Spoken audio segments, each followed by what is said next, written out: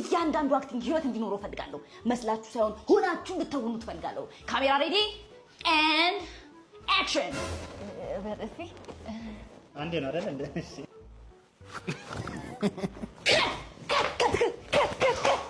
ከት ውስጣችሁ የሚንተከተከው የአርት ፍቅር አውጡት እንጂ ጥፊ እኮ ቀላል እኮ ነው። ይዘሽ አይደል እንዴ? ሁለተኛውን ሲንገባለን። አሁን አንቺ እያለቀሽ ፍቅርሽን የሚንተከተከውን ፍቅርሽን ትገልጽለታለሽ። ካሜራ ሬዲ አክሽን። አይ ላቭ ዩ። ምንድነው ምን ይላል እንደዚህ? ምንድነው ከብዳችሁ እኮ ነው አለማምጣት እኮ ነው። እንደዚህ አይባልም። ከልብሽ አውጥተሽ ዳለው ማለት አለብሽ። ካሜራ ሬዲ አክሽን። እንዴ እኔ ዳይሬክተር አታስጨንቂኝ እንዴ። ጀምር ልጁን ደስ አይልም። ከት ይቅርብኝ፣ እኔ ይቅርብኝ በቃ ሌላ ሰው። ወዴት ነው የምትሄጂው?